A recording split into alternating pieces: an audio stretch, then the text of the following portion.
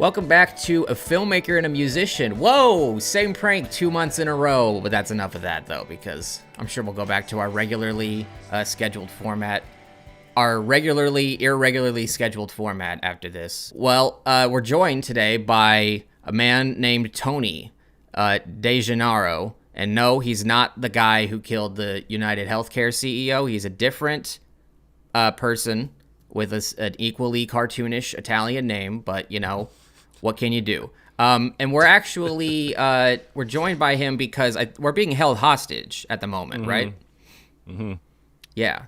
So I don't even know what I signed up for, actually. Yeah. Explain the situation to me. So Tony, I know him as Tej Magic on Discord from the Animal Collective community. Whoa, shocker. On this podcast? I can't imagine. I'd also seen his posts on Collected Animals, which is an old school forum. Remember those? And then after we started the podcast and we would talk about it on the forum sometime, he just kept bringing up Twister. He's like, hey, if you ever want to have me on, I'll talk about Twister. And I was like, haha, yeah, maybe. And then as time went on, he just wouldn't drop it. And I'm like, I guess we're going to have to fucking watch Twister. I mean, I don't want to... We have like 5 listeners. I don't want to disappoint more than one, you know? So Twister, 1996 is what we're talking about today. And Tony is appropriately swagged out. Can you show off your promo apparel? Stand up, give us the full view, unless you're... Oh, do you have like a... Oh my goodness. Well? You have a thing that follows you around?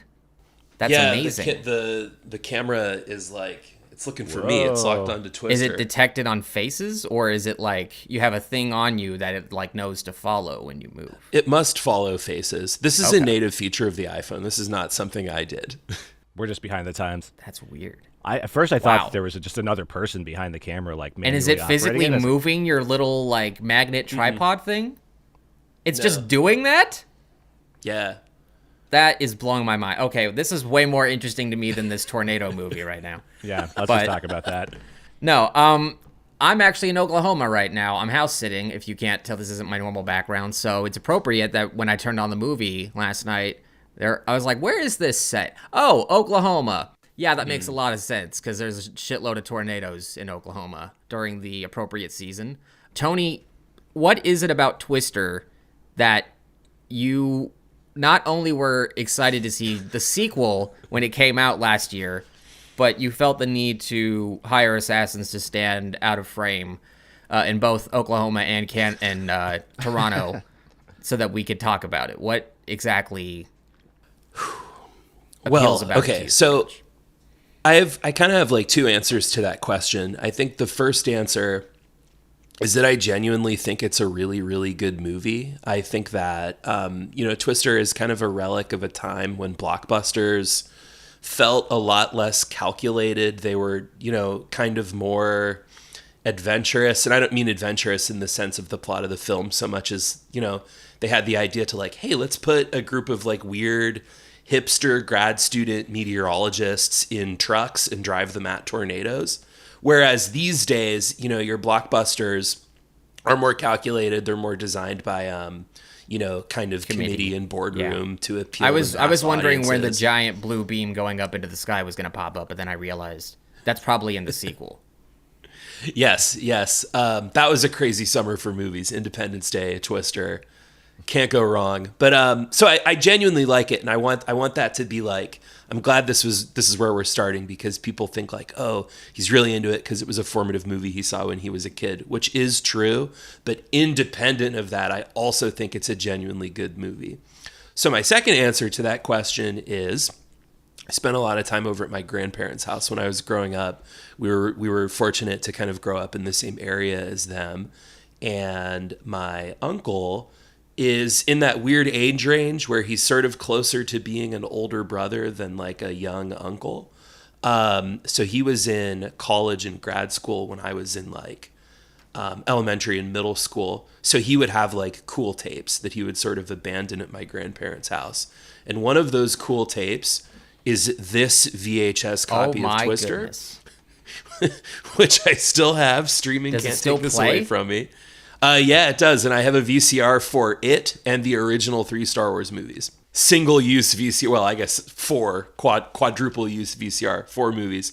and this is one of them. And the reason I keep this around, other than it being a sacred artifact from my uncle, is that prior to the film rolling, on the tape is an original Looney Tune of Bugs being chased by Taz. And it's hysterical. I can't find it online. I haven't found it anywhere. I'm not smart enough to know how to rip it off the tape, but it is it's a delightful, like maybe 3-minute featurette. Very funny. Very Isn't cool. there also like a loose Looney Tunes reference in the movie Twister? Like one of the songs that they play, like a classical piece, is the same as a classical piece from a Looney Tune. I don't know. I've watched a lot of movies in like the last week and a half, so I could be mixing that up.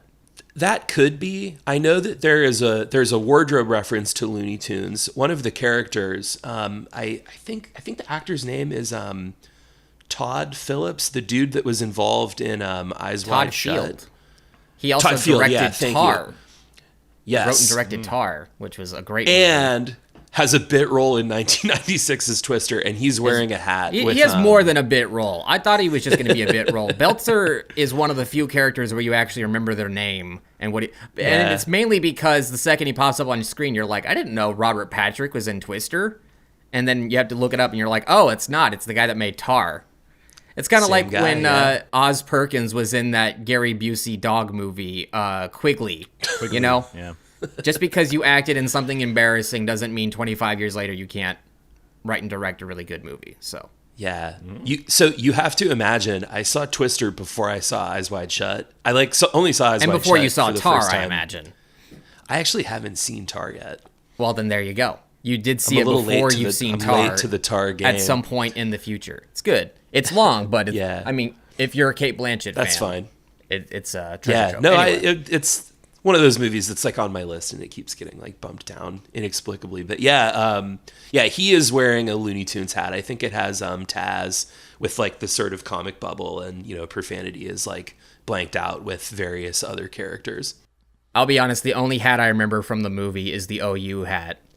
And I looked it up. Apparently, the only reason that he's wearing an OU hat is because they wanted to put the OU logo on Dorothy, the magical weather robot machine thing. But they were denied permission, and so I guess they were like, well, we're still going to give you $14.95 for this baseball hat, and have Philip Seymour Hoffman wear it while he's sexually harassing Bill Paxton's fiance. questionable choice, leaving your fiance with Dusty. I was more creeped out by Philip Seymour Hoffman in this movie than I was in Boogie Nights or Happiness or like any of the other. That is a take. Or Doubt. That is a take. No, but it's pretty. It's just like unabashedly horn dog, and I don't even remember his name. I just remember that he's Philip Seymour Hoffman. Is he named Dusty?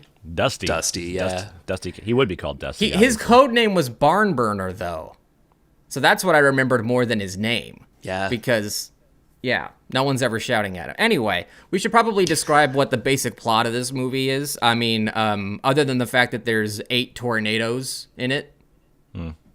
It's a monster movie with There's tornadoes. not really much more else happening, which I normally would be like advantageous. Like, oh, they're not going to shove some stupid subplot in here to stretch the running time and make it seem like it's not just a movie about people chasing tornadoes. And maybe that's what they did when they wrote the script. However, it does seem like studio fuckery and editing basically took out most of the rest of the movie. Like, they introduced these tornado jocks, and the lead is played by Carrie Elwes. Elwes? That's the fucking guy from The Princess Bride. And I'm like, oh, great. This is like, I was on board. I was like, all right, they have like, they're not in high school, but they're still like, they have the high school mentality. So, of course, they have like the bully jocks that are also tornado chasers. I'm like, that's amazing. And then they're barely in the rest of the movie. Like, the main crew keeps getting to the tornadoes before the bad guys do, except maybe one time. Mm-hmm. And then that's really all the interaction they have until the end when, spoiler alert, the tornado jocks get killed by a tornado. Well, actually, technically, one of them gets killed by a giant metal, only one structure. gets killed by them. Yeah.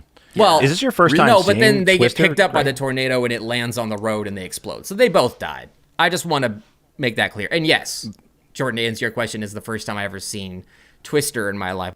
This changes the whole dynamic of your viewing experience, Greg, because like I saw it when I was a youngster, I assume, similar circumstances with Tony, like growing up in the 90s. It was an era of blockbuster films you don't get anymore. So there is like this inexplicable magic with these kind of films, and especially like the Spielberg produced films, like all the Amblin movies have this kind of movie magic. When people talk about movie magic, they're talking about those movies.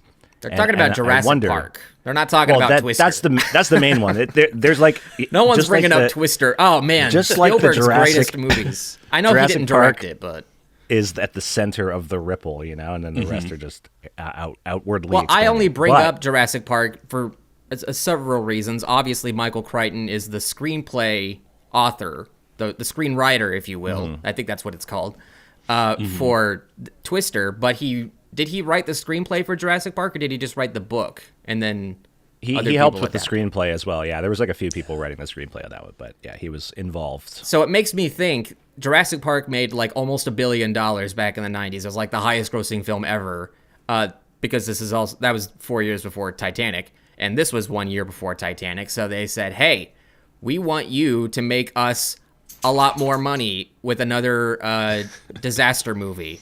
And he's like, I can do that. You know what's real and doesn't require bullshit science to explain? Tornadoes. But Greg, since you're seeing it and you're a modern boy in the modern world, I'm a millennial. I'm guys sure are millennials at like the start I have of no millennial idea cutoff, where and I'm millennial at the bottom of the millennial cutoff. So I've stopped paying attention to that spectrum. It's about the same age keep range forgetting which between one's Tony and his uncle brother that showed him Twister. Is nice. The divide between me and you guys. So Greg, my question is, when you watch it without seeing it in the 90s, like, are you just like appalled at, some of the aspects of it that would have made sense back then that don't make sense now?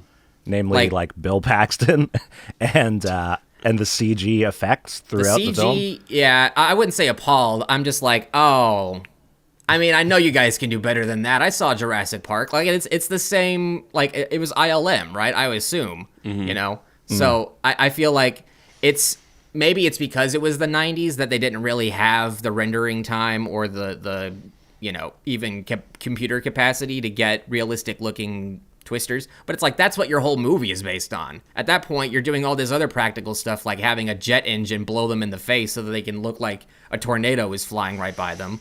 You can't just, like, I don't know, film something in a water tank and then composite it into the frame. Like, I have to understand that this was almost 30 years ago.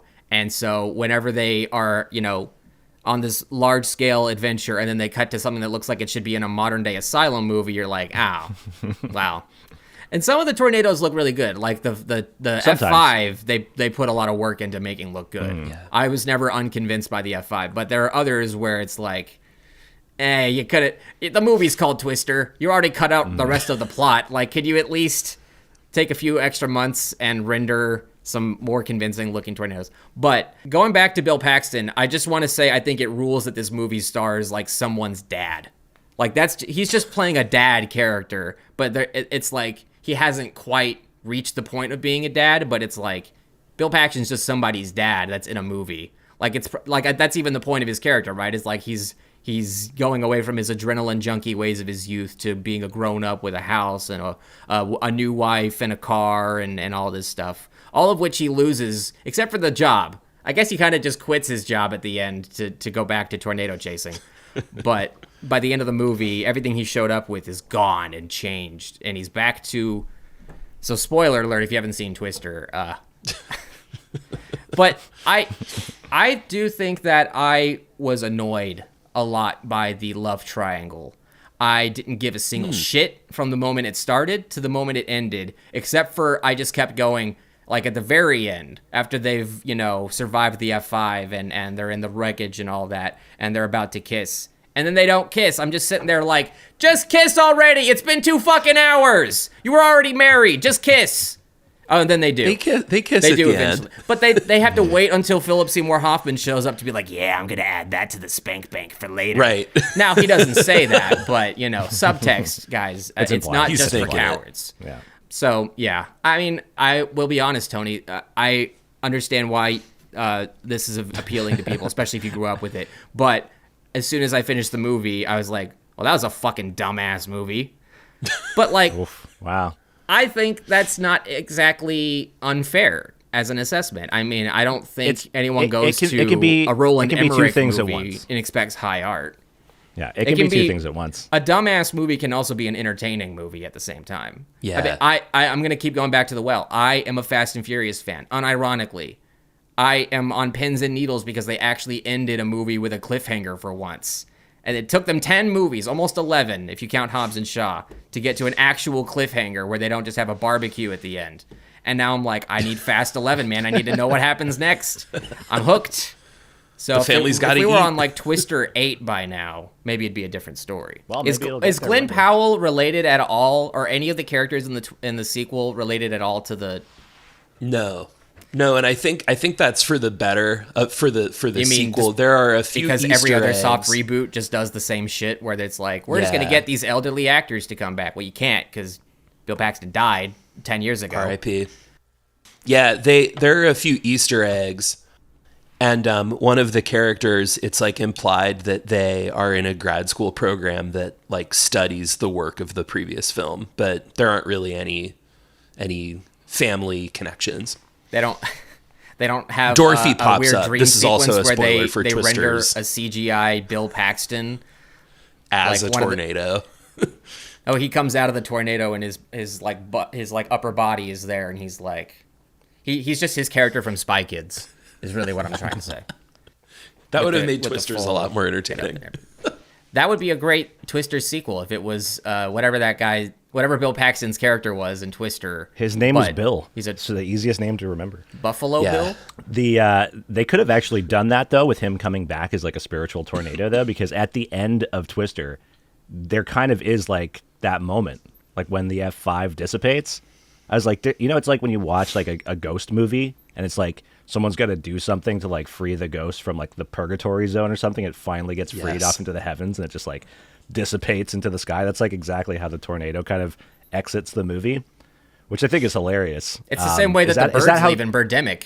Is that how tornadoes work though? Like it destroys something, like they completely destroy a farm and then they just are like, my work here is done. And yeah, I mean, don't they vanish? like just die down in size before finally going back up? I don't think. I feel like it would be more gradual, but I don't know anything about the F- actual science here. But at least in The Day After Tomorrow, they're like, the hurricane froze itself, and you're like, okay, sure, I'll buy that. Yeah. It's been 2 hours. I'm ready for this to be over.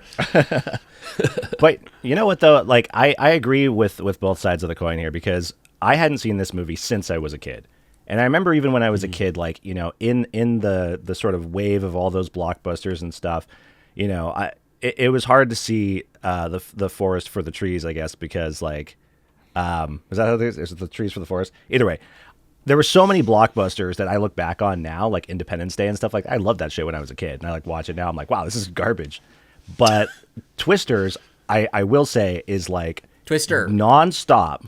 Twister is nonstop like entertainment and action. Like it's just there's really like so few breaks. It's just like, well, that's what I mean. Like it seemed like chase. Originally there was supposed to be like more of a plot and more character. But I don't care about that. I'm glad they got rid of it. I understand. Like, all I want, and neither did the producers. Every time they apparently, took a break, I was like, like that scene at Aunt Meg's with the dinner thing. I'm like, no, I don't care. I don't need you guys to have this group bonding situation over the food and show how. But none of this makes sense anyway. But Jordan, that is one of the actual few moments of the movie that has stakes. Is later when they say, "Hey, this is a big bad tornado's heading right for that town." They have zero warning, and they're like, I love "Oh that. fuck, we were just there earlier eating red meat she made for us." Yeah. Like that actually that made me pay attention. I was like, "Oh shit, something's actually happening." Yeah. It's not just crazy people driving straight towards a tornado with meteorology equipment. Like that's really the only thing in the movies that you have to accept that the main characters are insane. And that's why you actually relate the most with Melissa, Bill Paxton's like brunette fiance at the start. Like she is the audience surrogate and she's constantly like, I can't fucking believe how crazy you're going out again. You almost just died. You're going again. Yeah. Like every single time. And by the end of it, she's like, fuck this shit. I don't even want to get married to this guy anymore. He's insane. He clearly still has a thing for his ex, and she still has a thing for him. I'm fucking out. And then she's gone from the movie. To their respect, they don't have her show up at the end and be like, do you still really want me? And he's like, nah, I'd rather have tornadoes. And someone who, they all clearly just need to go to therapy. I mean, if you're an adrenaline junkie like that, like, you're obviously running from something that you can't, you know? Like, it's always going to be haunting you. So everyone has their own version of Joe's flashback at the beginning where her dad gets sucked up into a hurricane, a big bad hurricane. Which I have some beef with, because when I turned this movie on, I watched this last night.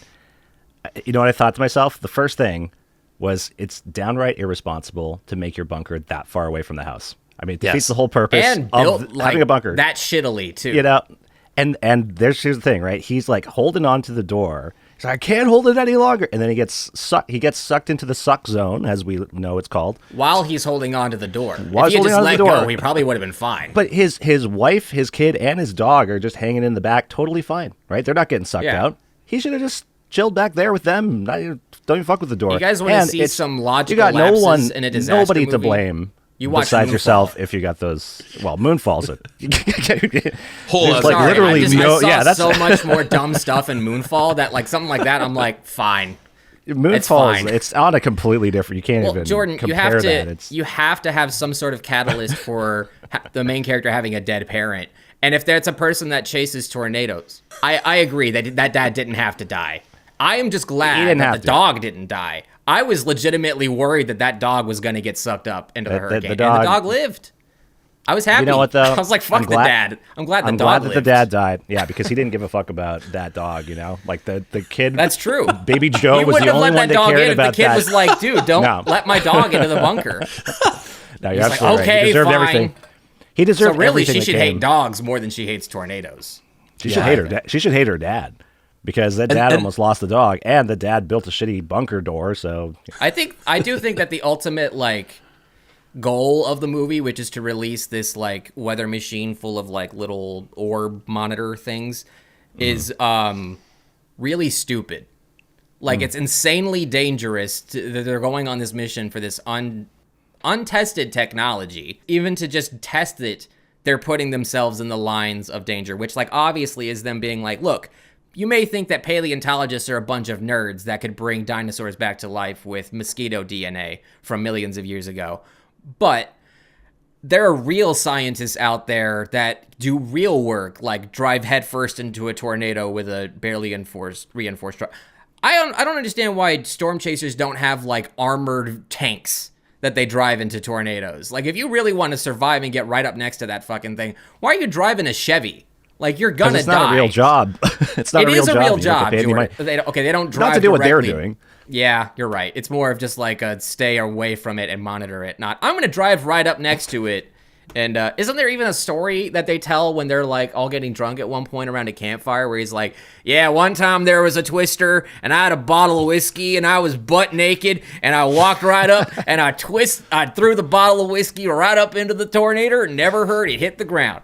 Now, I do wish Bill Paxton actually had that accent in the movie. Like, even Carrie Elwes, who's British as hell, managed to get a Southern U.S. accent. And Bill Paxton was like, I'm just going to show up. I'm not even going to bother pretending I'm a different character. I'm Bill Paxton in this movie. His name is like, Bill. His character name is Bill. Every Bill Paxton movie, though, around that era, though, you get exactly the same Bill Paxton. Like, I feel like he didn't really show his acting chops until later in his acting What is career. the difference between Bill Paxton and, like, any of these black tank top, straight-to-video, vanity piece action heroes of the 80s and 90s?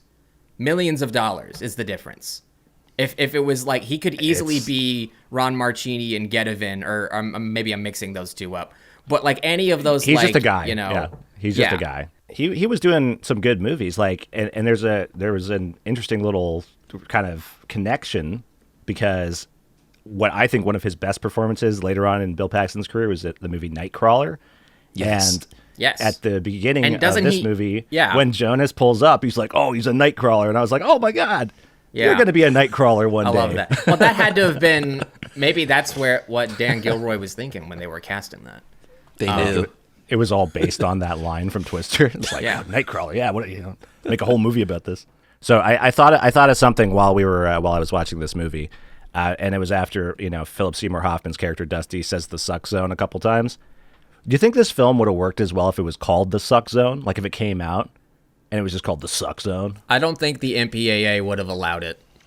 I mean, it's not really. They're like, it's too sexually suggestive.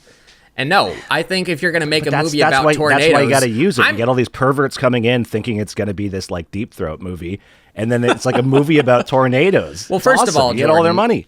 If you're going to have a movie about tornadoes, you either call it Tornadoes or what they ended up calling it, which is Twister, which is a cooler name, but it also reminds me of like, right foot blue, left foot yellow. Yeah. So that'd be funny if the movie was about that instead. That's the porno version. Yeah. That's the suck zone is them playing Twister. We need the naked drunk Bill throwing the bottle of whiskey into the tornado playing Twister in front of the wasn't in the sequel? No. That was left on the cutting room floor in the original draft. Apparently a lot was left on the cutting room floor for this movie. Like, it seems like everything with the tornado jocks was just stripped out so that all you're left with is the dumbass love triangle, which you can't, the movie, I mean, if you cut it out, it would literally just be them chasing tornadoes and nothing else. Yeah. Which, I mean, you need something in the movie other than just the thing in the title. But I needed more. Is ultimately what I get at. I needed a little something more like, oh, we're going to lose our funding if we don't deploy this technology, or like there are implied stakes other than survival, which in Jurassic Park seemed to be enough.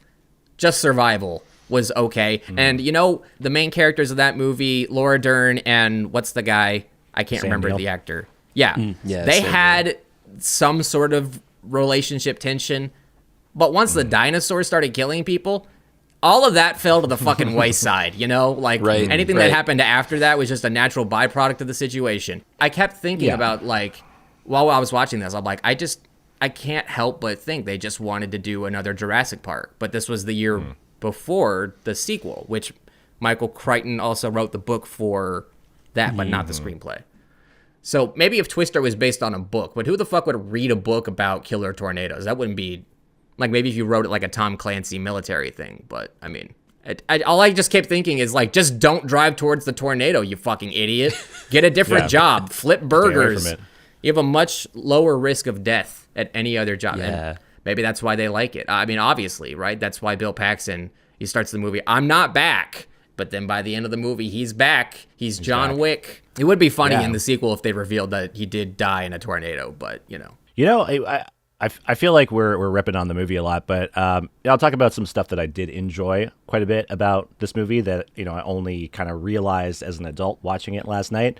Is there are so many aerial shots swooping into like cars driving, and this is like we take all these shots for granted now because they're all either drones or like CGI, but like these are like helicopters that are like swooping in with people dangling out the side with like cranes. ginormous cameras, film cameras, Well, there's also impossible shots that they like blend stuff together in CGI. There are. But I mean, I think they even like reversed some stuff to make it look like, or no, there was like one impossible shot where they're going down towards like the front of the cars, but they obviously didn't want them to hit each other, so I think they just drove slowly and then they sped up the film. So still cool. I mean, it looks awesome. I just there's that opening, like the Bill Paxton's introduction shot is like they're driving through that wheat field. And, like, the camera just comes in from so far and so low, it goes right up to the passenger window where you see his new girlfriend. What's her name? Carol? Is that her name? Melissa. Okay, I don't know where I got Carol from. Well, you're like Helen Hunt's character in the movie. You're passive aggressively getting her name wrong. Wasn't there a Melinda in there? You're right. Nope, just the one woman. I'm still kind of a loser. Thanks for exactly. Thanks for asking. You don't like to browse very much, do you? He's like, nope. It's weird that line really stuck with all of us, but it's really cool shots, Like, well, it's because it's one of the three characters in the movie whose name is actually like repeated. There's Joe, Bill, Melissa, Belzer. That's pretty much it. I actually Aunt Meg, yeah, can't forget Aunt Meg. I already forgot her name earlier. I just said the aunt's house, so there you go. The dog, we know the dog's name, both dogs' names. You do. I don't know. They're just. I know both dogs' names. What were they? Toto is Joe's dog when she's a kid, and Bruiser is the name of Aunt Meg's dog. Oh, okay. You know, I sat down to watch this movie, and I'm like, I wonder if they're going to do any Wizard of Oz references. They have to at least do one or two, right? And then, yeah, the Quite a entire few. plot. And the entire plot hinges around the Dorothy weather machine. And then, of course, they play a clip from... There was some Judy Garland movie that... Oh, A Star is Born. They played a clip from the original A Star is Born. And I'm like, I've seen The Wizard of Oz. I know. They should have just... You know that scene when they're like... Their Apocalypse Now scene when they're playing the hype-up music on their way to the tornado. And everyone's music is lining up. There should have been, like... something from The Wizard of Oz in there, like, we're off to see the wizard, the wonderful, and then like they time that in with all the other, like, I mean, it could have worked with that one guy listening to classical music. I think it was Stravinsky or something. Yeah, get him onto show tunes instead of classical, and you got a scene. I'm just saying, it was a Universal production, so they could have easily done it. They could have easily threw in way more no, we need Pepsi's money is really what we need to make this movie possible. Very good commercial for Pepsi. Except not really, because they still fuck it up, and none of the Pepsi things that they build end up helping them get any data. The actual thing. Well, they put the little wings on the sensors. Those are the ones that fly at the end. Yeah. Are they? Oh. Yeah. Oh, so they just made 2 giant cans worth of those Pepsi can. Okay. Yeah. The ones without the Pepsi cans do not fly. You could call those Coke sensors. So what did they expect to happen Shots then? fired. How did they expect to get any data out of them if they didn't fly? Well, they didn't know that yet. They had to test it, and then Scientific process. Did you watch the go movie? to a fucking wind tunnel. There are people that go and they pay like $40 to like these people pretend are not like scientists. They're free falling inside. Are they not? These they have people all are this thrill equipment. seekers. They're adrenaline junkies that just happen to also have But they have little bit of grant an funding. You don't get grant funding if you're just some guy. You have they to don't like get- go to college and like have some sort of credentials. They're testing stuff that's not on the market yet, Greg. This is like, and they can't do that as scientists. What's the point of being a scientist if you're not to test untested stuff? You're not supposed to be thinking about this stuff. You're supposed to be afraid of the tornado. There's nothing else to think about other than tornadoes are scary. That's the movie.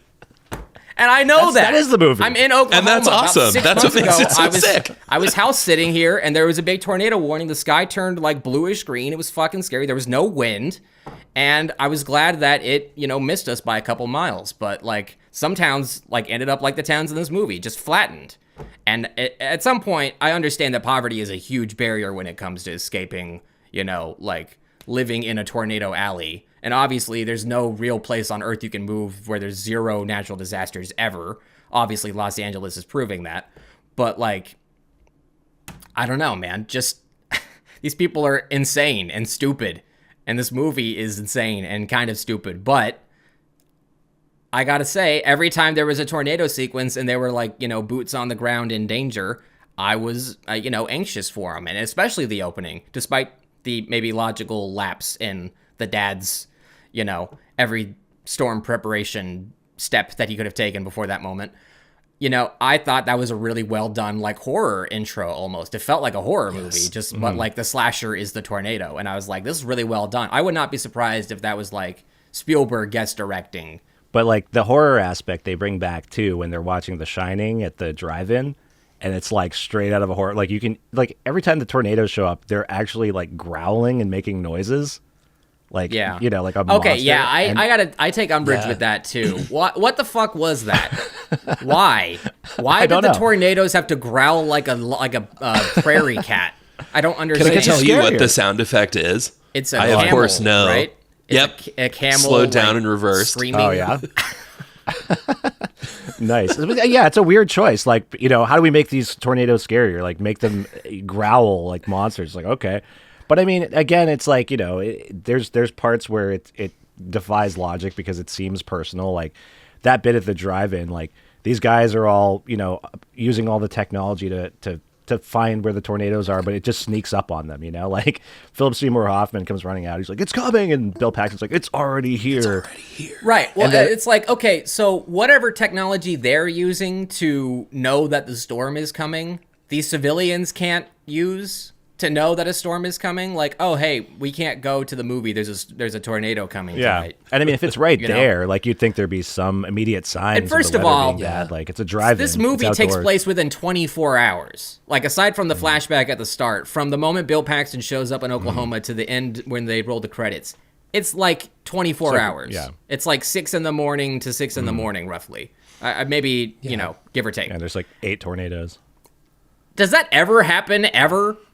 In any tornado no. You get like maybe one tornado a day if you're lucky. Unlucky, rather. No, yes, lucky. And It'd be like, unlucky if you got 8. That'd be really unlucky. Now, obviously, you ramp up the tension in a movie, so you go from a puny little F2 to, you know, the finger of God, as they call it, the F5, which really should just be called like Satan's dong or something, because that's really more what it is. I mean, I don't think God would want to just push his finger along the ground and be like, ha ha, look at all your houses getting demolished. Ha ha. Like, no, that's clearly the work of Satan. And so is this movie. Because it made $500 million in the box office. So someone must have sold their soul at some point. No, I get it. I understand why disaster movies were so popular and why Independence Day and why Roland Emmerich has a career. Godzilla notwithstanding. You know, it does seem to me ultimately like this is sort of a we want a Jurassic Park. We want another Jurassic Park success. And I mean, that's why they made Michael Crichton pump out this, and I guess he didn't really write the screenplay for the second Jurassic Park because he was busy writing about killer tornadoes. So ultimately, Tony, I came to this conclusion about halfway through the movie last night, and I went, oh, so normally Michael Crichton writes about theme parks gone disastrous. You got Westworld and you got Jurassic Park, and I'm sure there's maybe a couple others. But then I realized, I was like, oh, the movie is the theme park. And you're just going on the tornado ride over and over again. And to that effect, I like that. I think the F5 sequence, despite how good it looked, started to lose me. I'm going to be honest. I'm like, it's another fucking tornado. They're going to live. They're the main characters. Like, I don't care at this point. Like, Yeah. you know, when I was watching The Substance the other night, when it got to the last 20 minutes, I had no fucking idea where it was going. This movie, I'm like, yeah, they're going to live and then they're going to fall in love and, you know, whatever. But it's like, it's an even bigger tornado. I'm like, they still have plot armor. They're the main characters. Like, I'm really not... Right. You know, I honestly never felt that tense, and I think this is a shortcoming of the movie because they didn't kill off that many characters. They kill off the jocks, and they kill off the dad at the beginning. No one else dies. Dusty doesn't die. That would have been the obvious choice. Dusty could have died in the tornado doing something reckless. Or He should have ended up in the suck zone. Exactly. He could have kept made a talking comment about it as he was because like wanted flying to- away. He was like, "Oh, I'm in the suck zone." Yeah. That would have been Yeah, like, right. Like, whoa. what's his name?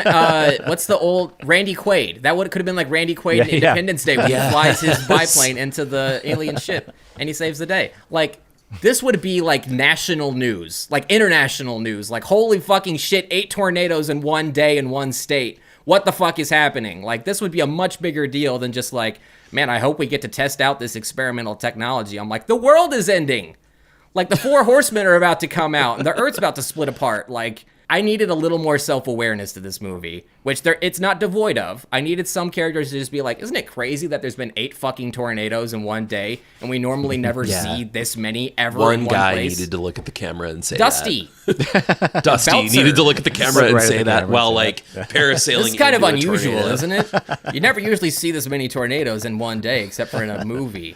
Actually, speaking of the Fast and Furious, they did start getting a little self-aware. Like in the 9th one, Tyrese is like, guys, I think we're invincible. Like, we keep getting into all these scenarios where we should be dead without question, and yet we're not dead. We are alive.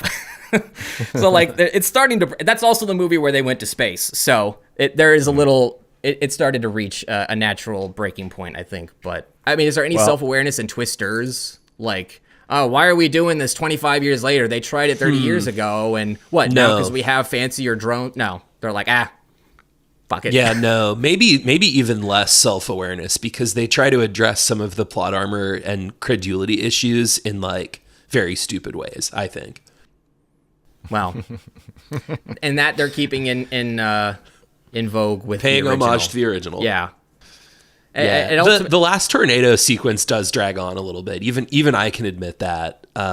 You can't replace the action set piece with like character drama though, because that's also not super interesting. And they shouldn't, but there needs to be more stakes, more at stake than just, because it's not like it's unavoidable, their potential death. It is entirely avoidable. They choose to put themselves in this situation, and therefore I think it actually loses some of the audience's sympathy, other than putting yourself in their shoes. I can't put myself in my shoes because I'm not that stupid to drive headfirst towards a F5 tornado just to, put a giant metal can up its ass.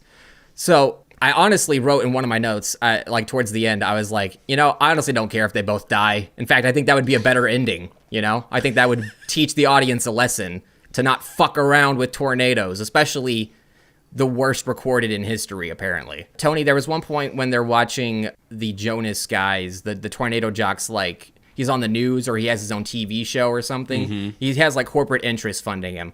And so, that comes on while they're eating food and they're like, turn this off. How can you watch this garbage? And I'm like, how can you watch this garbage? I'll ask Tony, because he seems to see the appeal of it. I love the garbage. I think the adrenaline thrill ride stuff is fun. I like a different type of garbage, if we're going to be honest. But I would be lying if I said I didn't get it. If I wasn't watching the movie and being like, oh, how I'm feeling right now is how everyone else felt 30 years ago and why this made so much money. That being said, when you compare it to everything else in the giant scope of blockbuster movies, you can cut out Marvel because that's its own thing. Like disaster movies in general. Like, I will say that this doesn't glamorize the destruction like the way that Roland Emmerich seems to, where he's just like, wouldn't it be cool if the entire thing, the entire Eiffel Tower, it crashed upon the White House? And you're like, that doesn't make any sense at all. He's like, it doesn't need to. Isn't he British? I'm just doing a French accent because I just assume that I think he is British. French and insane. No wonder he's always blowing up our cultural landmarks in the United States. Is John de Bont even French? I think he's Dutch. He's European. They're all crazy. If I had to guess, I would say Dutch based on the name. Greg's like, everyone is French in my books. Everyone that is not German is French. French. Or Russian. So, I think that this movie, I wrote down some notes too. I think that this movie is like kind of what you're saying, Greg. Like it's like a ride. It's not about the stakes. You're not invested the same way you are with like a dramatic. You're not. It's not Schindler's List, but like, you're along for the ride. But even still, when you're along for the ride and you're like kind of putting yourself like, oh, what would I do if I was there that close to the tornado and stuff? There's still bits that were kind of like, this made me kind of wonder what, like, did any, there's a part at the drive-in right after when the tornado shows up and Bill Paxton yells to all the people at the drive-in. He goes, everyone get underground. Where? I was like, man, if I was sitting there in a car watching a movie and someone shouted that at me, I'd be like, oh fuck, there's a tornado. And I'd be like looking around like, yeah, like, well, where, how? We're looking around. Okay, does anyone else know how else to Everyone go find some pipes that extend 30 feet underground and tie your belt to it. Have a shovel or like, what? Right. That's like such a Everyone dig your own graves fast. Yeah. Don't worry, you can survive. You just got to go underground. It's like, great, okay. It's looking underground. I don't know. Does the diner have a basement? Yeah. We're outside. It's a drive-in. I don't know. Where is underground? I think you'd actually be safer under your vehicle at that point. Just crawl under your truck, I guess. Well, who knows? They're flipping the trucks all around and stuff like that. You could easily... The truck almost killed them when they went into the place. Flew through the wall. I love that the tornado... It's so personal, though. Like, because there's that line that she says that she believes it was personal when it killed her dad, You've never seen it hit this house, hit that house, or miss that house it skipped houses. It skipped houses and targeted her and her family and killed her dad back in the summer of '69. And, it's like Laurie Strode in the Halloween 2018 movie. He's coming now, for years me. Later, he's back. He's back, and it's not just Bill Paxton that's back. It's the same tornado that killed my father. And then it targets not only them at it's like throwing cars like directly at the fucking place that they're in, and then it targets Aunt Meg as well. It's like, oh, it knows where Aunt Meg lives, and then they go there. And what I was really hoping for, and this is just me watching way too many horror movies, is when they went and rescued Aunt Meg, and they're like, Aunt Meg, how are you? And she's like, oh, I'm fine.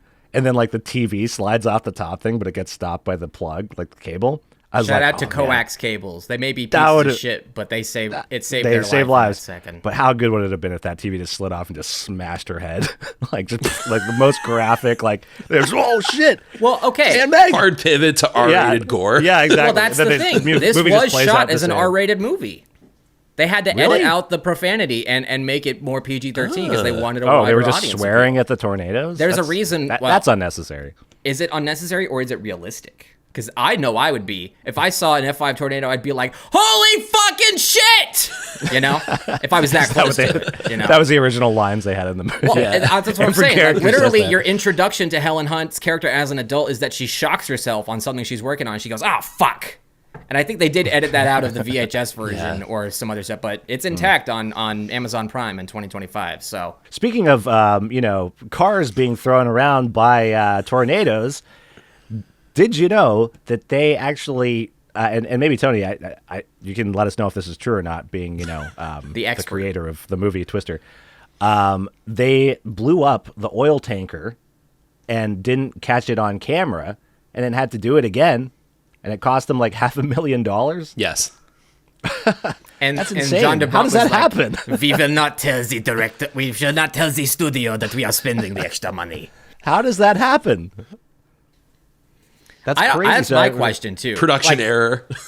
Well, Like you would imagine you'd have more than one camera. if on it was right? Like, if literally it's the a big- Tropic Thunder scenario, right, where they're filming Yeah. something else and then the explosion goes off way too early when they weren't even set up for it, like that's its own thing. But like, I can't imagine they were shooting anything else that would have required. Just have like the camera rolling anyway. Like Anyway, you're yeah. already spending that much money on the explosive and the stunt and the safety and all that. Like, just burn some more film. You're already burning a bunch of gas, but. Yeah. It does remind me of The Good, the Bad, and the Uglies production. In the third act when they blow up that bridge, they built the bridge, and someone heard wrong over the radio, and it was kind of like Tropic Thunder, where they just blew it up and no cameras were recording. And they were like, oh, sorry about that mistranslation. Us, the Spanish army, will build you a new bridge for free, and then we'll make sure that the cameras are rolling when we blow it up the second time. And that's what happened. And then when they did blow it up the second time, Clint Eastwood was almost fucking decapitated by a rock like a piece of debris that landed like 2 feet next to his head. So what I'm saying is they don't make them like this anymore. You don't put your actors in real line of potential danger or death anymore. You know what's funny though about that explosion as well is when they When drive through it, that none of them are coughing because of all the smoke in their lungs. No, what's even better is when it blows up and they drive through it. Philip Seymour Hoffman's character Dusty goes, "Did you see that explosion?" I was like, "There's probably a guy driving that fucking truck, guy. Like, a guy died right in front of you. You know? Oh, yeah. This is not. Did you see that This is not a explosion? gnarly. Yeah. It's not a Yeah. rad moment. It almost just Yeah. suffocated me to death, actually. Yeah, it almost killed your friends, and it definitely killed the driver of the oil tanker. So, chill, bro. Can you imagine how shitty he would have felt if he said, like, if that's where Bill Paxton did actually die, and he goes, "Did you see that explosion? Hello? Yes. Hello. Bill?" It's pretty cool, right? Pretty cool, Bill. And then it turns Are you out that, there? like, love Liza. But there's another moment like right after that where Jonas, Cary Elwes' character, and his driver get killed, and I think Bill Paxton's first line of dialogue right after that, after he sees the car blow up, he goes, "Stupid." It's just like it's interesting, Stupid son of a bitch. Yeah. Well, he was, you idiot. in his defense, he was trying to do everything in his will to save him. It's like, That's what's true, the name of that's that true. character in Die Hard? Holly's coworker, who's like the coke addict, and he starts to fuck everything up because he's trying to negotiate with yeah. Han's group. Ellis. Ellis. yeah. He's like Ellis. Ellis just gets his own ass killed because he doesn't Totally. know when to stop. And like, That's true.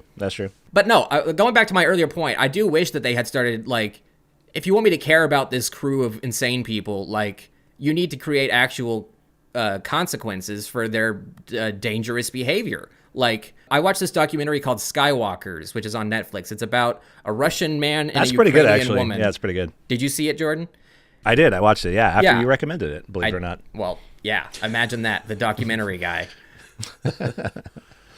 And yeah, and like in that movie, they do, not only is it like we're climbing a taller and taller thing as the movie goes on, but it's also like they're watching news footage of people that they know in the skywalking community fall to their deaths because they're not doing it with equipment. They're literally just free climbing on like dangerous scaffoldings and structures. So it's like, it reminds them like constantly about their mortality, and it's not like don't get careless because what you're doing is insanely dangerous. Obviously, they're never not thinking about it, but like, the more that you worry about it in the moment, the more likely you are to be reckless and slip and fall and die. So the fact that none of that ever passes through the brains of these people in the movie, like Bill Paxton is only upset with her, not because of the fact that they got so close to the tornado, but because she's trying to salvage all the Dorothy little orbs. I'm like, you guys are both equally insane. The fact that you were like, yeah, let's do it. Let's drive right up to this tornado. Mm-hmm.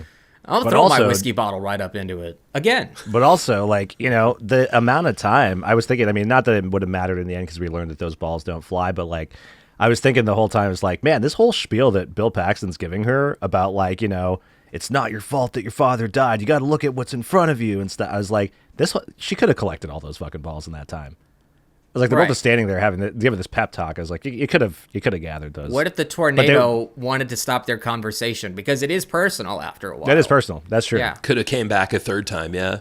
I actually do think that there are a lot of parallels between this movie and Birdemic. You know? Like, the bird attacks just happen when the movie needs them to happen, you know? And then it just sort of stops. And they all take place within 24 hours. I mean, in Birdemic, it's more like a 58-hour day that has, like, constant daylight and the light never changes. I mean, maybe it's not as stupid as Birdemic, like trying to stop a killer bird with a plastic coat hanger from a motel room. Stupid, but, you know, like, there is sort of a similar, like... In Birdemic, they keep going outside. It's like, just don't do that. Just stay inside. Eventually, the birds will probably go away if they can't find food in this area, they'll move on to somewhere else. Oh, the phone lines are down, and the news isn't showing, and all this other stuff. Let's walk outside and put ourselves directly in the line of danger. Like, at least with the tornado, guys, they have a reason to want to, you know, do it, as illogical and you know, anti-Darwin as it might be. I kept thinking of Birdemic in this, but I actually never once had the ironic thought Birdemic has better effects, because it doesn't, okay? Even the shittiest tornadoes in this movie look better than Birdemic, all right? So, but you know what probably doesn't, though, is right at the beginning when they go from the summer of '69 to present day, and they show like the satellite in the sky. Awful shot. Okay. and the globe. I defend like, that. I swear Awful there's a Windows 95 screensaver that looks better than well, that. that's okay. Well, here's the thing. That was a graphic on the monitor at the weather monitoring station. You know, they didn't make it clear though. They did. They pull back from the monitor and they show that it's on the screen, and then you're like, oh, okay, that's like just part of some little graphic. Because I had the same thought when it popped up. When they first showed the logo, I was like, oh no, 96. Jurassic Park. I don't think I've ever already noticed came out. that. And then they pull back, and I'm like, oh, thank God. It's kind of like the beginning gag from Team America, where they have the really shitty puppets, and then you hear the story about the executive being like, they fucked us, and then they pull back and you see the actual like good puppets. It's kind of like that. All right, I'll take your word for it. But maybe you know, I will rewatch it. I have a theory. Maybe that was the movie's way of letting you down easy, of being like don't expect too much from the rest of the movie. Like, this is the best we could do for a trust us. All the graphics will be better than this going forward, but only by a little bit. You know, as another thing though that I thought of that going along with like things that people do that they really don't need to do is right at and maybe you can explain this, Tony, why this happens, because it only occurred to me as I was watching it. So as they're driving through the field, right at the end towards the F5 with the Dorothy module on the back of the pickup truck, they're driving through all the corn crops or whatever, and they go, okay, I got it on cruise control. We're gonna jump out on the count of 3. And then he just opens the door, and I was like, oh, did they just abandon the 3 thing? But then as they're standing there, then he does the countdown. They go 3, 2, 1, and then they both jump. And I was like, what is the point of them jumping at the same time? Would there be any difference for them That's having true. you know, like the truck was going to keep going forward anyway. Like, it would have just keep going, like jumped out. Just as soon as possible really would be the logical time to jump out. Like, My heart is not in this defense, but I guess maybe the thought is like, okay, we're in the middle of this dense cornfield and we don't want to get separated. But I mean, yeah, maybe that's not. Well, you just flattened a whole bunch of it with your truck, so I think you could probably find each other pretty easily. But apparently there's a piece of trivia from that scene. When they were shooting it, I guess they were actually driving through a cornfield, and Helen Hunt, I only get them confused because they're the same character. I mean, they are. Laura Dern in Jurassic Park and Helen Hunt in this are the same character. It's just one is crazier. They're in the truck, she climbs out, and they're about to jump. But apparently when they were shooting it, one of the corn stalks just whammed that door right into the back of her fucking head. And so they're like, hey, grip department, can you maybe prop this door open so that we don't kill our main actress? So she shouldn't have waited to the count of 3. She should have just jumped immediately. That wouldn't have happened. Well, yeah, they got their asses kicked in this production for sure. Well, even the characters seem to go into like dangerous buildings where I'm sure there had to have been a better option for tornado survival than like, you know, a workshop with a bunch of like hubcaps and shit flying around. It slices that dude's like forehead open. He's fine. They think that he might have like gotten scalped, but he's okay. That's what I'm saying. Like that's the prime moment to kill a fucking guy. There. He gets a big kill a boo-boo. guy. No, kill him. That's right. He gets a big boo-boo. That's hilarious. You felt peril wanted for a human being for a second. Yeah, I wanted that to rip his head off. Again, it's always I've watched too many horror to movies. add on to that, Jordan, I laughed a lot towards the end when they're on the farm and they run into the barn and it's just cleavers and a whole bunch of other shit weapons, like hanging down. I laughed my ass off because I was like, okay, well, there has to be some self-awareness to put that moment in the movie. Like they say it though, right? Like they in that moment, she goes like, "Who are these people that live here? So why are all these bladed weapons?" Well, you know, you can imagine they have livestock that they have to slaughter, and they don't feel like, you know, they don't have a slaughterhouse truck, you know. I can understand the logic of that makes more sense to me than the death tools. A lot of other stuff. The murder barn. The murder barn. You got to kill those hogs somehow. I will say Dorothy is based on actual science. Like, I'm not going to defend any of the incredulous stuff that they do in this movie, but Dorothy is based on actual science. Well, that makes me wonder, like, how far behind was the technology back then? Like, did they really not have a way to warn a town in Oklahoma that a tornado was coming? Well, I mean, they had, the warning system was shorter than it is now. And part of the reason why early alert warnings for tornadoes are the length that they are is because a guy designed a Dorothy and did it successfully, and they got data that they were able to use. I mean, listen, the science of this movie is ridiculous, but there is like a tether, however far away from the plot, that does tie it to a little bit of reality. I will say also, that like, I think its gentle defense.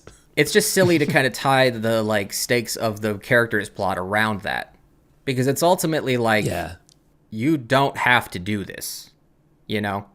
You can, but they kind of make it sound more urgent, because like when Aunt Meg is in the ambulance, right? And then Joe, Helen Hunt's character, is like sitting there. It's like, oh, I should probably go to the hospital with my Aunt Meg. And then Aunt Meg's like, no, you go. You stop it. And I was like, you're not going to stop it. You're It'll happen to somebody else if you don't. You're just getting additional data. That's what the whole thing is. It's not stopping it. So I was like, okay, they tried to kind of give it. It's personal. You gotta stop them for the family. That's why we need Dominic Toretto, because he is a superhero. All those Fast and Furious guys are superheroes to show up and be like, I'm gonna go and punch the tornado in the face. And that, I think it actually makes me appreciate Sharknado more, because at least Sharknado is willing to do the dumbest thing possible because it knows exactly what it is, not because it's trying to, like, I don't know, trick the audience into thinking that it's on the same league as something like Jurassic Park or, I guess, Titanic, which came after the fact, which they weren't striving for. Earlier, I did make a reference to Spy Kids because of Bill Paxton's character and his theme park that he owns. But I wanted to point out, did you guys realize who played the young version of Joe in the opening scene? No. It's Alexa Vega, who played Carmen in the Spy Kids trilogy. What? Yeah. And I'm like, crazy. Yeah, that works out. That 4 years later, she was a 10-year-old spy. I'm like, okay, that's something that I can link to, as opposed to just every character actor ever in the 90s being in this movie. Patrick Fischler is in this movie. The guy from Mulholland Drive who gets spooked by the scary demon behind the dumpster. Yeah. He's in this movie. He's one of the tornado jocks. He has like 2 lines. Yeah, he's but I for a split always second. remembered those eyebrows, so I knew it was him.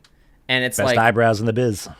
there's like a shitload of people in this movie. It's crazy that like All the instead 90s of, people. of loading it with like A-listers, they were like, let's get like people you wouldn't normally expect to be in a movie. And I think it paid off. I think Helen Hunt, despite being a weird choice at the time, is probably the best character in the movie, has the best performance. Totally. And I mean, I don't think I can relate to her as much as an audience member, but I certainly, I also did earlier say I didn't care if she died at the end. And I think that still rings true, but it would have at least completed her arc, you know, like my daddy got killed by she doesn't even have an accent either.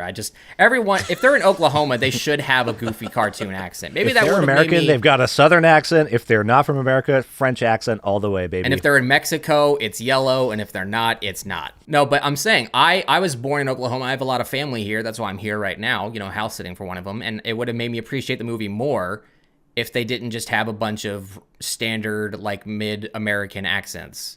Like, I needed a little more, like, Philip Seymour Hoffman is wearing an OU hat. I don't believe him because he doesn't have the accent. Like, I'm sorry, you can't be a Sooners fan and not sound like one. You know what I mean? But I think accent authenticity in this film is the least of its concerns. You know, I mean, there's a lot of other Carrie stuff Ewell's that you pulled got. it off.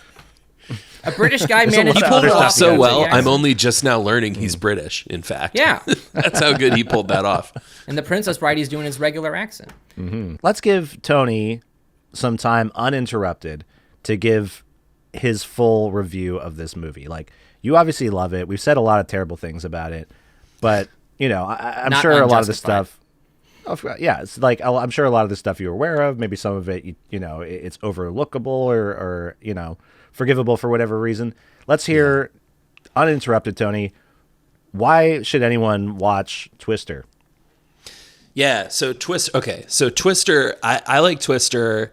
I agree that there is an issue with the stakes, like in terms of the viewer, but I think what I keep going back to Twister for is that it's just such a good hangout movie.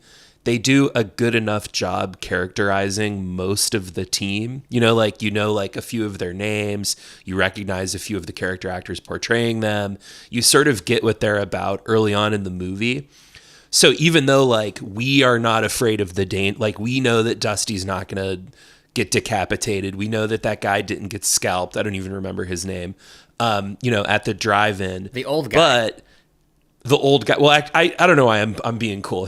They call him Preacher in the movie. Preacher. You know everyone's he's name, not I'm gonna get sure. scalped. I don't know why I'm fronting right now.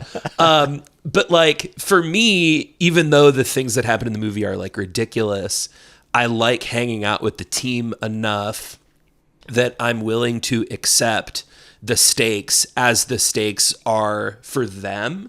You know, so I'm like not nervous that they're going to die, but I believe that they're nervous they're going to die. And I believe that their drive, their desire, their obsession, their insanity, compelling them into these dangerous scenarios, like they believe it. It doesn't matter if I believe it. It's just sort of fun to watch. You know, it is an amusement park ride movie. And I think like part of what I was getting at when I said that, you know, this is really kind of a last of its kind movie is that, you know, if they made Twister today, Bill or Joe would have died. You know, Joe would have died in that tornado. You know, a couple members of the team would have gotten sucked up, disappeared. It would have been a 2-hour and 40-minute drama blowing out the love triangle. But this movie like is lean, not in every aspect, but like it's lean enough that it's like, no, here they are. Here are the archetypes that these characters are about. And now buckle up. We're going to go on this little adventure for an hour and 50 minutes. And I just think it's fun. I think it's fun. I recognize its flaws. I don't even disagree with many of its flaws. I think the special effects are really solid in this movie. I think it looks better than the sequel, to be honest. But, you know, warts and all, it's like a fun ride. It's always been a fun ride. I've watched it hundreds of times since 1996, and it hasn't not entertained me. So I keep going back. Let me ask, if you were in my shoes and you had never seen it before in the year of 2025, the year of our Lord, would you have had the same, would you have been as dismissive as me? Do you think? I'm genuinely not sure. It's really impossible for me to distance myself from it. I like to think that, a new viewer could look at this movie and be able to sort of take it for what it is, which, like, let's be honest, it's just a stupid popcorn movie. I think it's the best of what a stupid popcorn movie can be. So, I mean, I'm never surprised when people don't like it or, can't sort of suspend the disbelief for it. It certainly doesn't ruin my good time to hear people say that. So no, I guess I'm not. Would I dislike it? Maybe, maybe not. I mean, I didn't terribly love the sequel. So maybe that's maybe there's your answer. Maybe it's no, I wouldn't have an affinity for it. But like, it came out when I was 6. I was already kind of into the weather as a 6-year-old, and my favorite relative at the time put it in front of me. And, that's kind of, you go from dinosaurs to weather. That was what 90s kids all did. They wore oversized clothes, and they went from being obsessed with dinosaurs to being obsessed with, or I guess probably T2 was first. You had the T2 toys, which the kids should not have been seeing that movie, but then, it's all natural stuff, though, if you think about it, because dinosaurs are natural, weather is natural, and the T1000 liquid metal, that's mercury, my man. That's natural. Put it on the periodic table. There you go. Sure, something like that. We're afraid of nature in the 90s. Are we? Yeah. Well, I don't know. Well, I mean, were we? We beat nature in this movie. Oh, is that the third one? Is that the third one of the trilogy? You've got Twister, Volcano, and then Anaconda. Does that count? There it is. That could be. Natural force, snakes. A giant. Yep. Is it? Yeah. But you know what, though, Tony? I agree with what you said, though. Like, the one thing that I definitely left the viewing last night with was the fact that I was thoroughly entertained the entire time. And I was like, despite all these things, I was making these notes. It's like, well, that doesn't really make any sense. And that's kind of a weird thing to say when something like that happens. Yeah. But I was like, ultimately, there wasn't a moment that I wasn't entertained. And normally, we talk about this a lot on this show. I'm like a 1.5 hour movie guy. Like, that's, pushing it is always one of those things visually a deterrent for me to watch a movie. And I'm seeing like 2 hours, close to 2 hours on this one. I'm like, fuck, really? This movie's that long? Didn't feel like it. It felt like, it honestly felt like an hour and a half, because I was like, this was nonstop. I'm shaking my head because I disagree, actually. Well, I feel like, I don't know, like, I feel like you were looking for something else in it, Greg, that, that didn't need to be there. Okay, let me just say this. Tony, to kind of go back to your point about how, or the point I posited about how if you saw this today for the first time, you might not have the same reverence for it. I think that is just natural by the sort of nostalgia movies that we were shown that blew our minds when we grew up. For me, it's Star Wars, the first Star Wars. Like, yes, I can acknowledge all the flaws in Star Wars and still, actually the prequels, if we're going to be historically accurate, were the first ones that really, sort of made me want to be a filmmaker, just like watching all those behind the scenes stuff and just watching I mean, I still have that disconnect between like the technicians and then the magic on the screen, but that's just because I have a lizard brain. So, when it comes to something like Star Wars, I think maybe that there are just different reasons that movie holds up. Like, let's say A New Hope, which I hate that title, but, like if the movie was just them trying to blow up the Death Star 8 different times, I probably wouldn't like it. I think there's a reason why it works is because it's mostly more about like, first you got to worry about the individual characters, and then it's about the big picture. There didn't really seem to be any big picture stuff in Twister. And it seemed like that should have been more of the thrust of the script and the stakes, which is like, tornadoes are out of control, the public, towns are being flattened at a historical, unprecedented rate, maybe throw in some climate change, some social commentary. We know people loved that in the 90s. And it is like weirdly cynical in a way, because it's like they don't really seem to care about these people in the towns that get flattened by the tornadoes, unless they're a blood relative, in which case drop everything and go. Like, they really seem to just be more interested in like the tornado structures. And it's like, I have a hard time relating to these characters when I would be more worried about like the safety of the people and like that would be my main focus instead of testing experimental technology. It would be like, okay, well, am I doing this under the guise that maybe one day will prevent, Wakanda, Oklahoma, whatever it was called, from getting flattened? Or is it just like out of pure self-interest? And is that why they're so jealous of Jonas? Because he's not in it for the love of the game. He's just in it for the money. I'm like, if you don't make money doing it, you're just a crazy homeless person chasing tornadoes with fake computers. I want to point out, by the way, those weren't real computers you could buy on the market. They literally just made them up for the movie because they needed something to look like an advanced weather computer.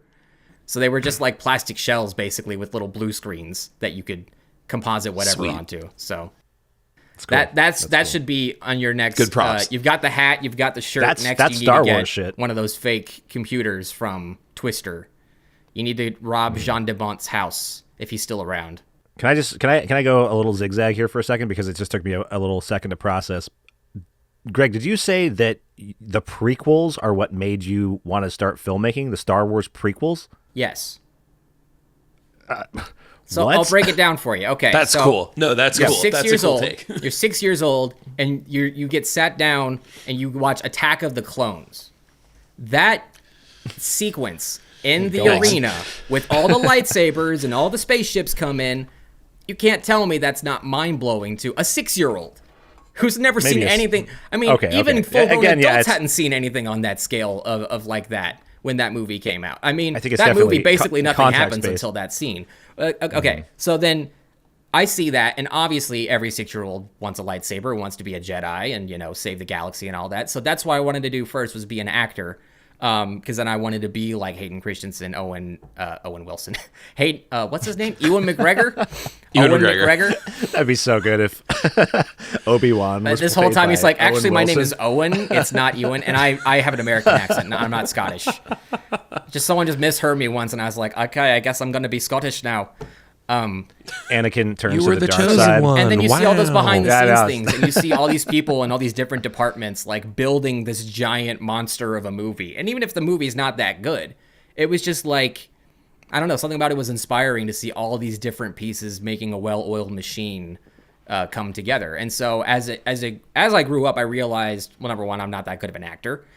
Because I have this weird thing where I'm too excited to be acting, and so I have a big dumb grin on my face while I'm delivering my lines, and it's like that doesn't work. Like, you can't do that. So I think that combined with the fact that like YouTube and like home videos became a lot easier and a lot cheaper to make at a much bigger quantity as I was growing up, like, almost right after the third Star Wars prequel came out, I was like photographing little Lego figures with their lightsabers and then going on Photoshop and following the tutorials to make the like they would do in the movies. That's cool.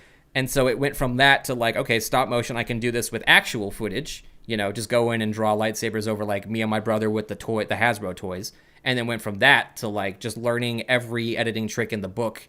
And now here I am in 2025, and I've made a feature documentary with more on the way. So, yes. Oh, that's cool. That's cool. The Star Wars prequels are responsible for me being a filmmaker, which is why my first documentary was about fan films that were inspired by, well, that's not why, but that just happened to work out. That, it ties of course, in, yeah. lightsabers and the Star Wars prequels in 20 years ago would be the thing that I would know a lot about because I was there when it was popular and absorbing all this stuff. So, that's to cool, that cool. effect, Tony, if you make a documentary, it's got to be about tornadoes. Or the Twister movie, the 1996 movie Twister, and why it's the greatest cinematic achievement since Citizen Kane, or something like that. That would be an easy documentary to make for me. Now, speaking, because it would just be this camera pointed at me for 4 hours. Have you guys seen, what was that tornado found footage movie from like 10 years ago? Do you guys have anything, any recollection? Was it like Into the Storm or something like that? Yeah, I think it was Into the Storm. It was basically Twister, except told from the POV of a video camera, which maybe could, like, if they had, I mean, obviously the Blair Witch Project hadn't come out, so found footage was basically just not a thing in 1996. But like, if this had decided to be that ballsy and like, we're going to do a blockbuster movie like Cloverfield essentially ended up being, in like the same kind of way. Like maybe that would have, well, obviously it wouldn't have made $500 million because everyone would have been getting motion sickness from all the shaky cam. But like that could have kind of added more dramatic stakes that the audience isn't free to fly around and swoop right into them. Like you're stuck there with them as they're recording the storm. That's probably why that Storm Chaser show is so popular. So totally. Yeah. I find it funny that like 18 years went by and they made Into the Storm, and then it took another 10 years to actually get a sequel to Twister. As if Into the Storm, because that one flopped, right? And what's the closest thing? Geostorm with Gerard Butler. There's a satellite. Great movie. Which, by the way, that's basically just a Cloudy movie. with a Meatballs ripoff, isn't it? Like the machine that controls the weather, except in one food comes out and the other the president's life is at stake. I don't know what Geostorm is about past the point where it's like it has a mind of its own. It's like AI nanobots try to destroy that the sounds Earth right. with natural disaster. Whatever. Those disaster I'd rather movies take and their Twister pesky over little that. plots. Is there a Twister Asylum knockoff? There has There's to gotta be, right? It's Sharknado. Sharknado is the knockoff. Yeah, that is the Asylum. You're right. Yeah. But you know what this movie didn't have that those movies have? Sharks.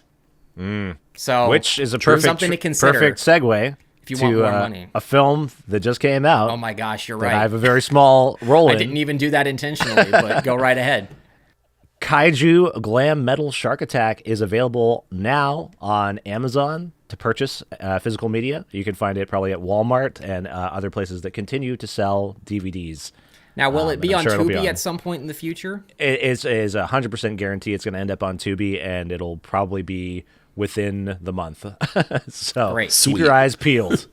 Now, is there as much nudity as Baby Cat in the In movie you were in? Kaiju. Yeah. Oh, do you know what the name of the movie I was in was? What? No, Well, I just said Kaiju it. Glam Shark Attack Chainsaw Close Man. enough. Close enough. Kaiju Glam Metal Shark Attack. There is, well, you know what? I'm not going to spoil it. Go check it out and see how much nudity is in there. I guess I'm going to have to anyway, just to get to the 5 seconds of Jordan in front of a green screen going, oh no! All the nudity is in my scene, actually. So Oh, thank God.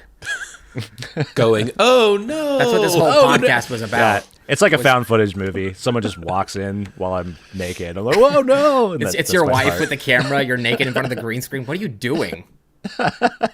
I'm filming a role for a Brett Kelly movie. Gosh. Watch it and find out. Kaiju Shark Metal Attack. Can we let Brett Kelly direct Twisters 3? And what would should. Twister He 3 should. even be called? Would it be just Twister, but the E is a 3? Yeah, that would be it. That would be so sick. With the like with the font, I mean, look, not to reference the tape again, but like that font, just flip that E yeah. around, make it a 3. I like how you're trying to get out of the way to show us the cover, but then the phone just follows you phone out of the way. The phone tried to get And out it of the way. obscures what you're trying to I'm getting show us. played so dirty here. Even the phone is not about it. It's like, But, no, I've been looking at yeah, the font it- on your shirt the whole time. I get it. No, Or that'd could be it good, be though. The Twister 3 like Alien 3, then- where you do Twister and then 3 to the third power? Oh, And then, because that. what? I Like, like isn't the I idea like of the 3 Twisters in it. that Do both. two fire tornadoes join forces to be a big bad fire tornado? And so the third one can be 3 fire 3 tornadoes, tornadoes with conjoined. sharks. Yes. Saying, call me Spielberg. Or You know, Brett Kelly. He should call Brett Kelly first and then me. Brett Kelly will direct and I will write. That's how it's going to work out. So that was the point of our podcast episode, was pitching the third Twister movie to Steven Spielberg. Love it. Love it. I'm available to be involved in any way, Mr. Spielberg. You Yeah, will I can get act a in it. I've tornado obviously got a consultant great credit. portfolio. That's true. Happy to punch up the script. Oh, speaking of which, didn't I read that like Joss Whedon was a script doctor on this? Yeah. That probably explains. Yeah, why and this I, is such to a the turbo. surprise of no one, have read the original script. It was a birthday present from a friend who knew me well. And it was, the first draft was written by Michael Crichton and his wife, who was his frequent writing partner. This was the first script they wrote after they got a divorce. Oh, So here's an interesting A little tidbit. awkward. You keep, you know, Greg, you're kind of searching for material that got cut at some point. The first draft of the script does have more plot, but it's all 100% in the love triangle. and it's very clear that Anna Marie and Michael were airing out their divorce in these characters. It's so much uglier. It's so much bitchier. It's very funny. The scene at the drive-in when Melissa comes out of the hotel room to like meet up with the gang before the, serial killer tornado. Yeah, like right before the tornado hits a D20 on stealth, Melissa comes out. In the original script, she makes a comment to Joe, implying that her and Bill had just had sex. Wow. She's like, "Oh, did you guys have fun in the tornado? Bill was a tornado in the room a couple minutes ago." Yeah, she took me to the suck zone.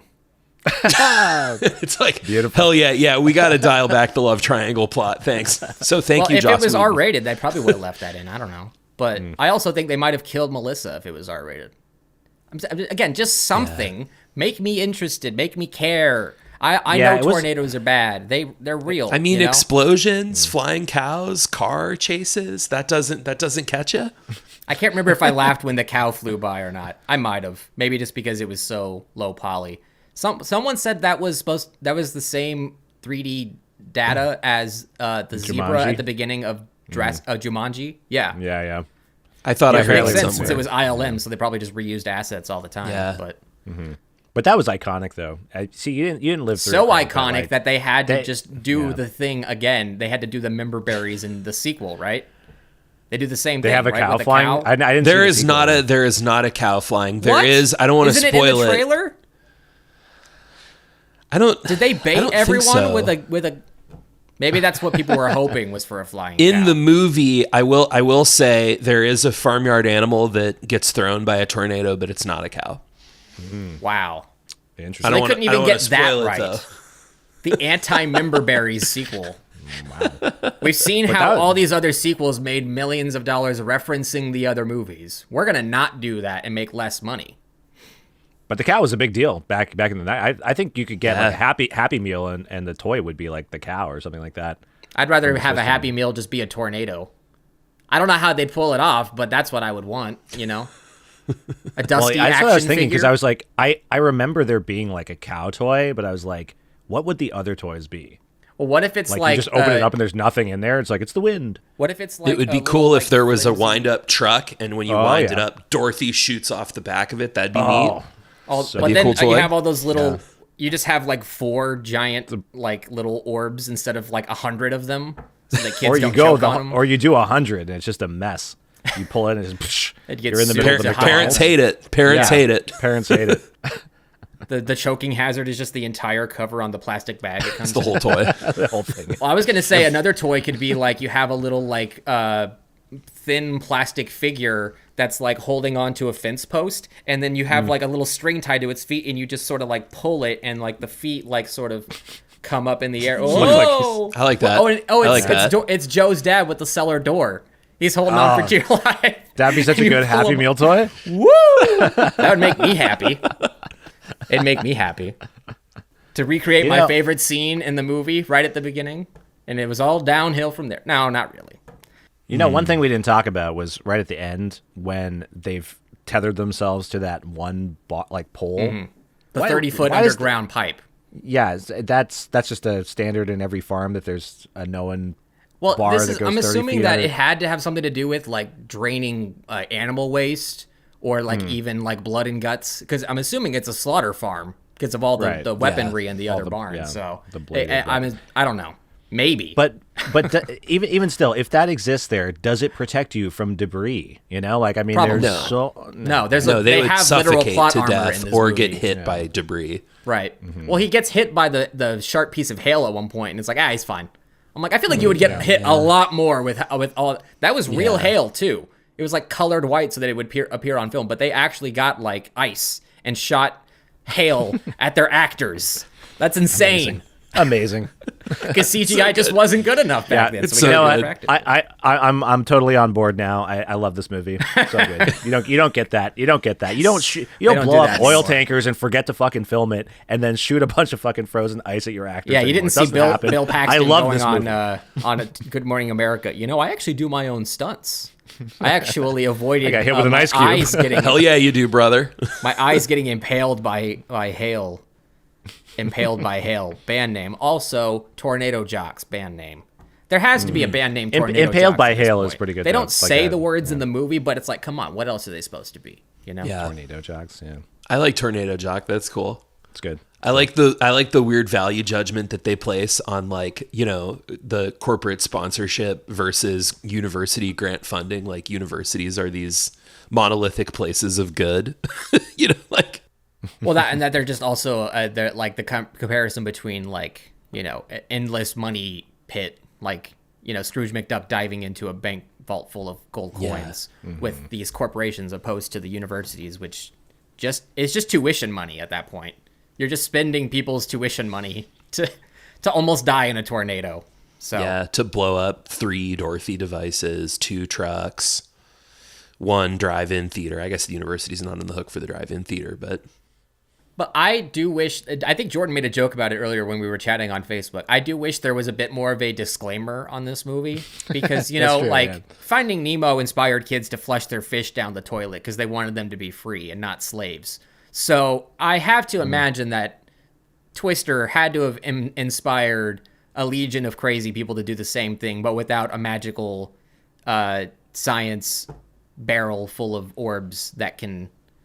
or plot armor. Or yeah, like Yeah, none of that. Yeah, it or no, a it bunch of hairspray to absolutely, keep it your absolutely. hair straight in did? all those heavy winds. That was a funny statistic trivia I read when they were making the movie. They're like, they used countless bottles of hairspray to keep the Hollywood actors' hair like Great. from blowing in their face, and I'm like, I'm sure it wasn't important. countless. I'm sure there's a number in there somewhere. There's a I think count someone just somewhere, didn't yeah. bother to count, is what I think. I think they were being fucking lazy.